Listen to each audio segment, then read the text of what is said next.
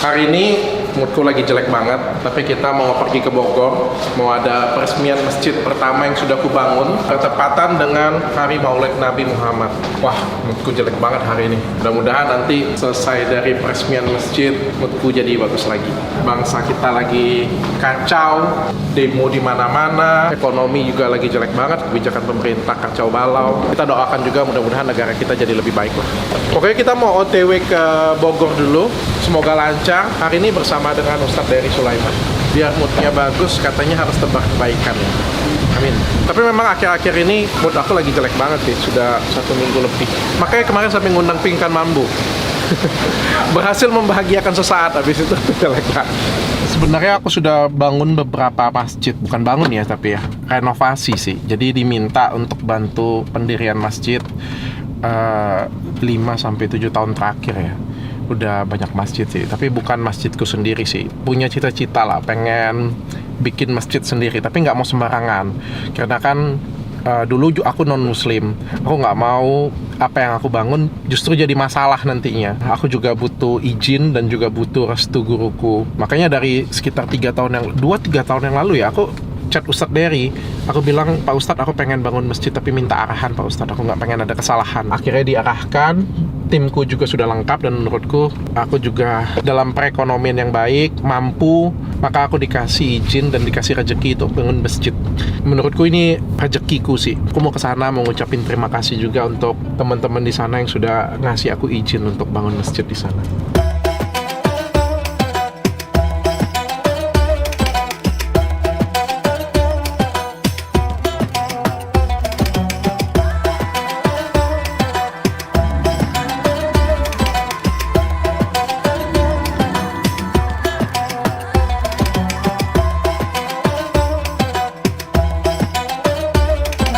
Assalamualaikum warahmatullahi wabarakatuh. Dengan kehadiran Ustadz Dery Sulaiman dan juga Dr. Richard, sekali selamat datang dalam rangkaian acara peresmian Masjid Darul Rahmanil Alamin. Kami persilakan kepada Dr. Richard untuk memberikan sambutan. Assalamualaikum semuanya. Kaget saya duluan.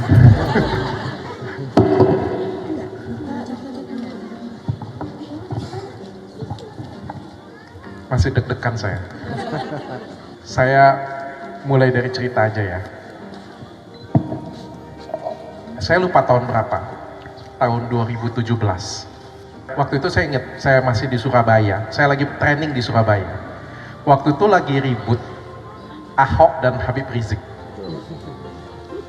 Lagi berantem. Terus pada waktu itu saya buat status di Facebook. Pada waktu itu belum ada Instagram. Instagram ada mungkin ya, tapi belum kepake besar. TikTok belum ada. Jadi saya pada waktu itu buat status di Facebook. Ini cerita bukan cerita baru bagi saya. Saya selalu ceritakan kepada semua karyawan saya. Tapi kali ini saya punya kesempatan untuk cerita di depan umum. Pada waktu itu saya buat status di Facebook. Saya bilang, hebat banget HR pada waktu itu. Saya kasih inisial. Kalau dia mau jadi presiden, saya akan dukung. Habis itu saya kata-katain. Saya kata-katain Habib Rizik pada waktu itu. Wah, viral. Itu waktu itu saya belum main media sosial. Belum ada yang tahu saya Dr. Richard. Saya belum terkenal seperti sekarang. Tapi konten tersebut viral. Kakak tingkat saya membakar itu, ada kemarahan. Rumah saya mau dibakar, sumpah. Saya mau digeruduk, dimarahin semua orang. Pada waktu itu saya di Surabaya, saya tidak tidur 1 malam pun. Saya tidur cuma 5 menit bangun, 5 menit bangun, saking ketakutannya saya. Deg-degan sekali. Itu waktu itu lagi belajar, lagi sekolah, triple EM. Tapi nggak konsentrasi saya belajar. Saya benar-benar nggak konsentrasi belajar, karena ketakutan sekali. Semua orang di Palembang cariin saya. Pada waktu FPI datang ke klinik saya, bawa obor, mau tutup klinik saya. Semua ketakutan, semua ketakutan. Saya pun juga ketakutan. Saya sampai telepon teman-teman saya. Teman-teman saya bilang apa dengan saya? Mampus kali ini lo. Kali ini kamu pasti akan bangkrut, dia bilang. Pulanglah sekarang, dia bilang, dan hadapin masa. Pada waktu itu semua yang ngatain Habib Rizik itu digebukin. Bukan cuma saya, tapi semua yang ada di Indonesia yang ngatain Habib Rizik itu diambil, dikebukin semuanya, dipersekusi pada waktu itu. Saking ada kemarahan umat pada waktu itu. Saya beruntung saya ada di Surabaya pada waktu itu, bukan ada di Palembang. Itu suatu hal yang sangat mencekam dan sangat mengerikan sekali bagi saya. 1 bulan saya nggak bekerja, akhirnya suasana kondusif. Ditolong oleh Pak Kapolda, ditolong oleh anak Gus Dur pada waktu itu, sehingga suasana akhirnya jadi kondusif. Setelah suasana kondusif, saya memilih bekerja. Kalian tahu nggak kenapa saya ceritakan ini? Saya yakin kalau saya nggak cerita ini, nggak ada yang tahu.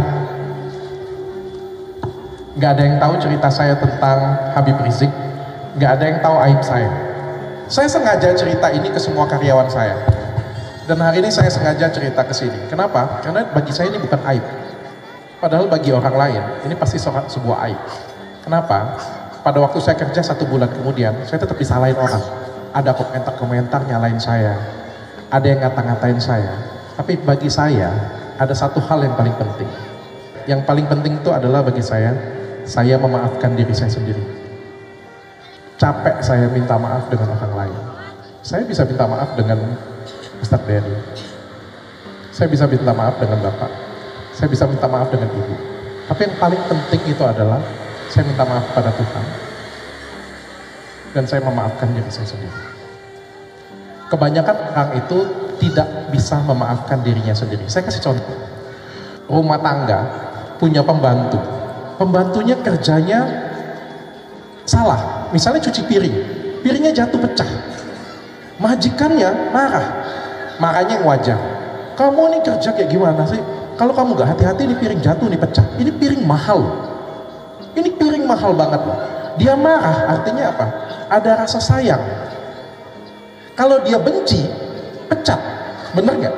Karena dia sayang, maka dia marahin orang tersebut. Besok masih kerja gak? Masih kerja. Kita anggap dia nggak dipotong gaji, nggak diapa-apain ya, tapi ada rasa sayang maka dimarahin. Besok pembantu sakit hati, terus dia chat nyonyanya, terus dia bilang, "Nyonya, saya mengundurkan diri." Pertanyaan saya, nyonyanya memaafkan pembantunya nggak? Tapi pembantunya sendiri yang tidak memaafkan dirinya sendiri. Orang gagal adalah orang yang tidak bisa memaafkan dirinya sendiri. Pada waktu itu saya tidak peduli. Bagi saya sudah tahu saya salah. Saya minta maaf dan saya memaafkan diri saya sendiri. Tepat 2 minggu yang lalu ya Pak Ustadz ya. Saya kemarin punya kesempatan untuk ketemu langsung dengan Habib Rizik. Saya nggak nyangka saya punya kesempatan untuk bertemu dia, cium tangan dia, bahkan dia cium kening saya. Dan saya nonton karya dia tepat di sebelah beliau. Itu momen yang sangat tidak terlupakan bagi saya. Saya punya cerita lagi. Semoga mudah-mudahan nggak bosan ya. Ini saya dengar cerita ini, lupa saya di mana Pak Ustadz. Saya lupa dengar cerita ini di mana. Pada suatu hari ada seseorang yang berusaha mengubah sesuatu. Jadi pada suatu hari di lingkungannya itu semuanya masih menyembah berhala. Tahu nggak menyembah berhala? Jadi nyembah batu, nyembah botol minum, nyembah pohon, menyembah sesuatu yang dianggapnya itu mistis. Pada waktu itu belum ada yang percaya Tuhan. Jadi semuanya itu menyembah sesuatu yang dianggapnya itu punya kekuatan gaib. Datanglah seseorang yang punya visi yang lebih maju, orang pintar yang punya visi yang lebih maju. Jadi dia berusaha memperkenalkan Tuhan kepada komunitas ini yang menyembah berhala. Terus apa reaksinya? Dia dihina, dia dikata-katain, dia diusir, mau dibakar, mau dicari orang itu, mau dibakar dia hidup-hidup. Akhirnya dia diusir, dia pergi. Padahal dia cuma pengen kasih tahu bahwa hal yang benar apa. Dia cuma pengen kasih tahu bahwa berbuat kebaikan itu seperti apa. Tapi dia diusir, dihina, diejek. Terus dia pergi dari tempat itu dan dia bersama dengan anaknya membangun sebuah rumah yang besar. Dia bangun rumah tersebut bukan untuk diri dia sendiri, tapi untuk seluruh umat manusia. Saya masih ingat cerita itu. Rumah tersebut adalah Ka'bah dan orang tersebut adalah Nabi Ibrahim. Cerita ini menyentuh saya banget sampai saya bilang dengan Pak Ustadz Dery, Pak Ustadz, kalau saya dikasih kesempatan, saya pengen bangun masjid. Tapi saya sadar diri, saya takut salah Pak Ustadz, mohon bimbingannya. Tapi hari ini saya dikasih rezeki oleh teman-teman sekalian. Mungkin sekali lagi saya ngomong, mungkin bagi teman-teman sekalian, saya adalah orang yang luar biasa. Saya adalah orang yang membangun masjid ini. Terima kasih Dr. Richard.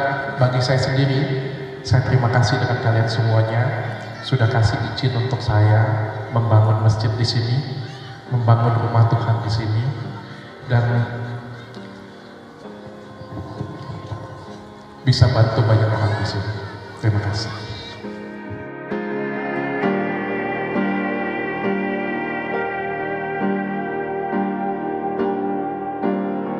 Langsung saja, yang akan memberikan sambutan dari perwakilan Pondok Pesantren adalah Ibu Liana. Kepada Ibu Liana kami persilakan. Assalamualaikum warahmatullahi wabarakatuh. Ada cerita sedikit, dokter. Kemarin itu kita ada kelulusan santri. Ada satu santri WhatsApp saya dan dia bilang saya nggak mau keluar dari sini. Sementara kami sudah menerima santri baru, Ustaz. Waktu itu kami semua pengurus bingung karena tidak ada tempat lagi. Cuma saya tidak mungkin mengeluarkan anak yang nggak mau keluar. Akhirnya kami serentak berdoa malam itu, Dok. Minta sama Allah diberikan tempat belajar yang lebih layak, yang lebih baik.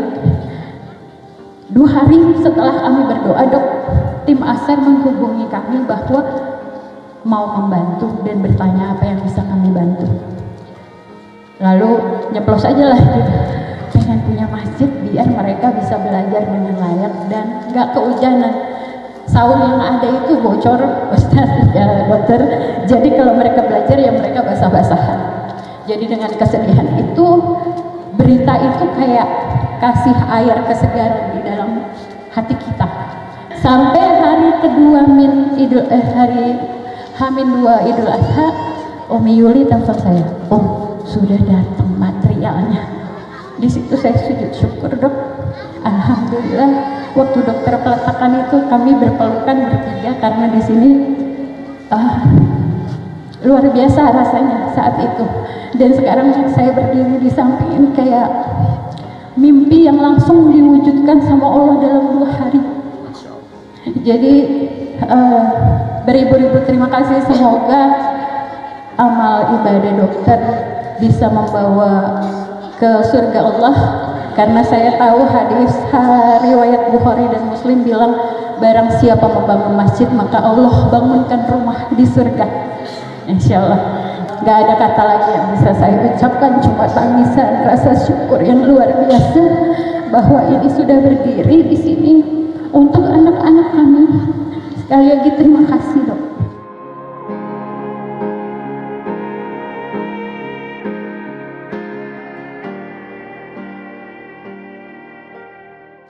Dengan Bismillahirrahmanirrahim. 3, 2, 1. Alhamdulillah. Bisa dipersilakan.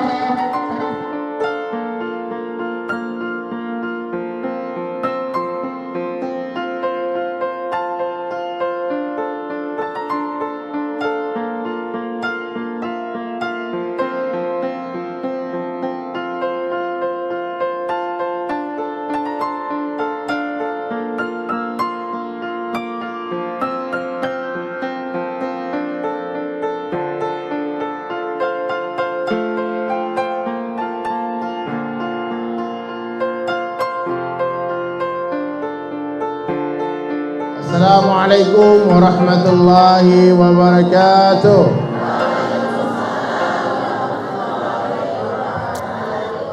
Innal hamdalillah نحمده ونستعينه ونستغفره ونؤمن به ونتوكل عليه ونعوذ بالله من شرور أنفسنا ومن سيئات أعمالنا من يهده الله فلا مضل له ومن يضلل فلا هادي له أشهد أن لا إله إلا الله وحده لا شريك له وأشهد أن محمدا عبده ورسوله لا نبي ya ba'da. Tahu nggak orang yang paling cerdas dalam pandangan Allah siapa? Pak. Kata Nabi, orang yang paling cerdas dalam pandangan Allah adalah orang yang paling banyak zikrul maut, mengingat mati dan mempersiapkan bekal mati. Ini Dr. Richard Lee kalau nggak pikir mati, nggak pikir akhirat, nggak mungkin dia lulus ya. Saya mau cerita juga ya, Dr. Richard Lee ini sebetulnya masih banyak ceritanya, tapi karena panas dia tutup 2 cerita. Tadi itu udah disiapin 7 ceritanya. Nah, nanti kita minta lagi sedikit cerita ya, testimoni lagi. Ya. Saya kenal Dr. Richard Lee kurang lebih 3 tahun yang lalu. Ya dok ya, diundang waktu itu lagi viral Gus Samsudin. Tahu Gus Samsudin? Dr. Richard undang saya. Allahu Akbar, Masya Allah. Dan waktu itu saya cerita sama Dr. Richard, dok, aku lagi bangun masjid di Palembang. Kan Dr. Richard orang Palembang, Wong Kito Galo. Terus sambil berkaca-kaca matanya dengan hati-hati, dia bilang, Ustaz, boleh nggak saya bantu bangun masjid? Saya bilang, kenapa tidak? Kalau di tempat PP saya jelaskan lagi, lihat bantunya apa. Kalau lihat bantunya itu memang ingin bantu, nggak apa-apa. Tapi kadang-kadang ada orang yang ingin bantu dengan niat untuk merendahkan, kita nggak mau.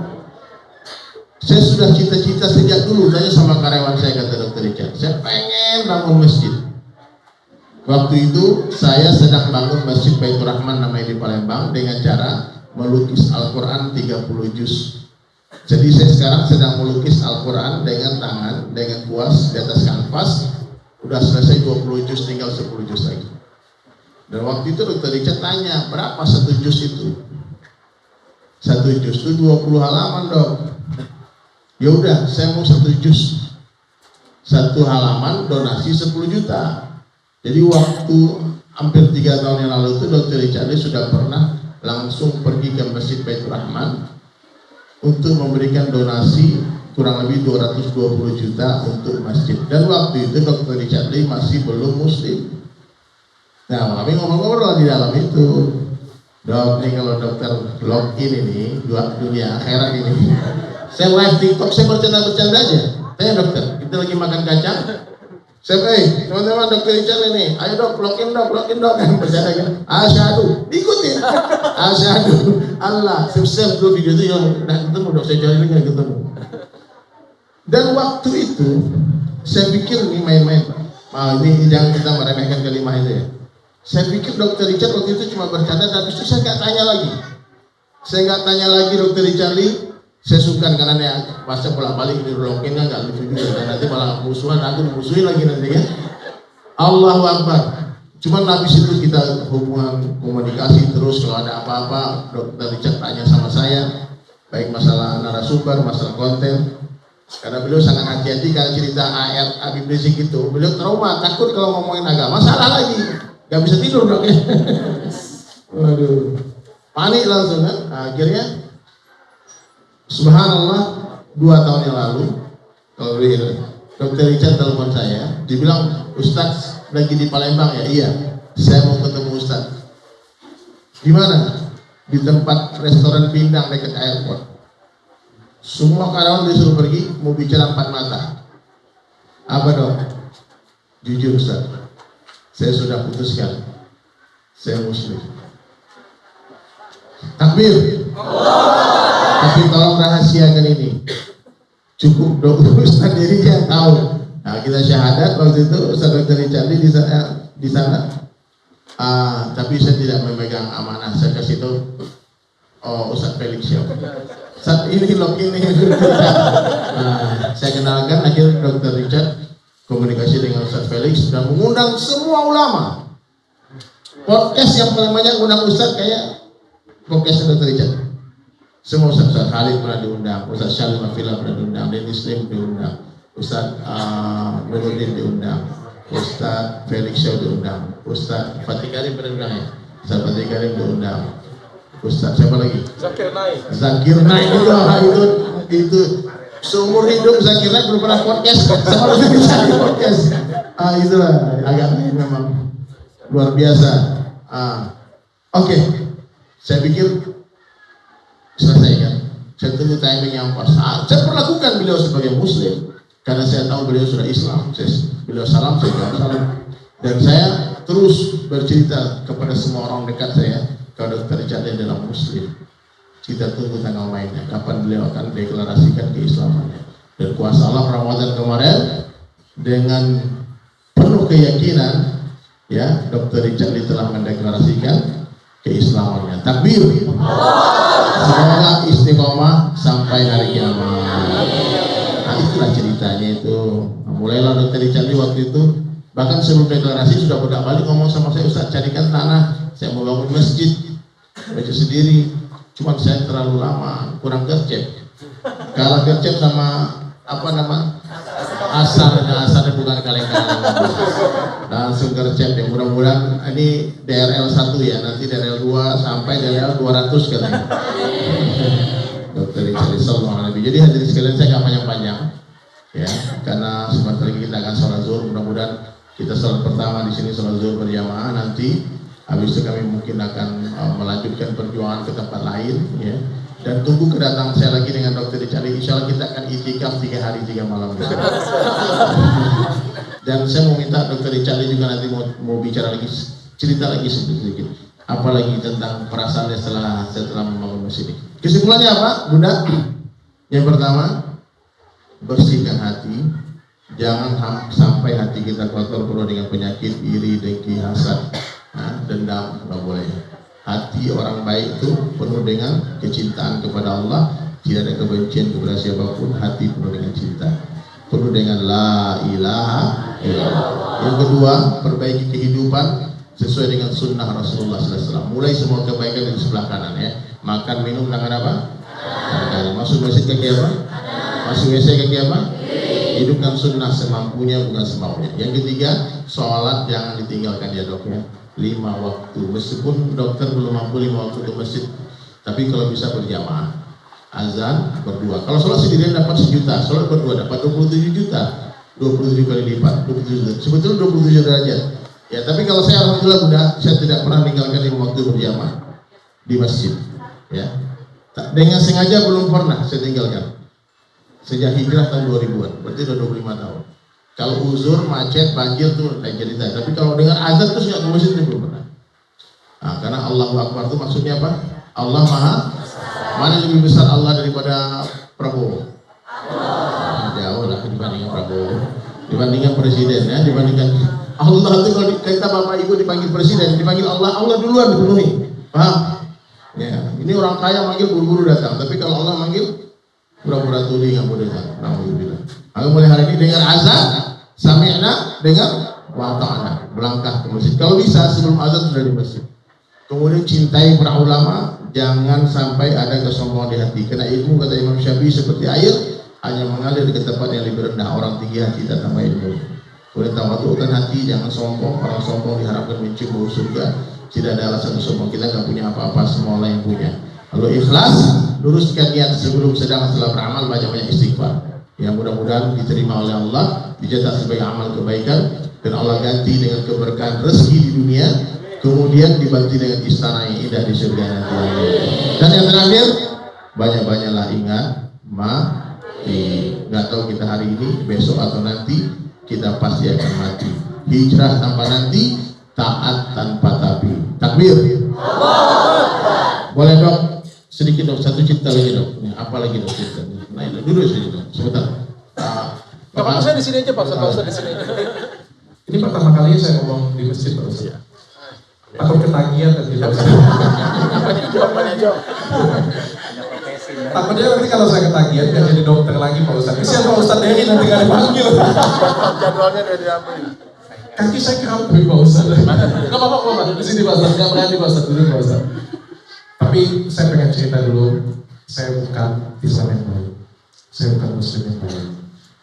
Masih banyak kurangnya saya, masih banyak yang harus saya pelajari. Saya malu kalau saya cerita di sini. Tapi Mungkin saya cerita sedikit. Cerita ini diceritain oleh orang sekitar beberapa bulan yang lalu ya, hampir 1 tahun yang lalu pada waktu itu. Ada seorang yang gagal berani, jagoan banget gagal berani. Ini saya suka cerita sih sebenarnya, mempermudah menalar sesuatu, menganalogi sesuatu. Pada suatu hari ada seorang pemuda yang gagal berani, jagoan. Kalau berantem selalu menang. Orang segan, orang takut semua dengan dia. Terus dia bawa geng itu kan, geng dia itu memang geng jagoan. Pada suatu hari ada geng baru datang, kasih ajaran baru. Marah dia, pemuda ini. Terus dia bilang, itu siapa itu kasih ajaran baru? Dia bilang, siapa yang berani kasih ajaran sesat seperti ini? Ini ajaran sesat, dia bilang. Orang yang ajar ajaran sesat ini, pemimpinnya akan saya bunuh, dia bilang. Jadi dia mau bunuh pimpinan baru tersebut. Dia datang, dia cari pemimpin baru tersebut. Sampai di tengah jalan, dia ketemu banyak orang, dan orang ngomong dengan dia. Lu, katanya, kamu jangan ngurusin orang lain, urusin aja keluargamu sendiri, urusin adikmu. Karena keluarga dan adikmu itu malah ikut ajaran geng baru tersebut.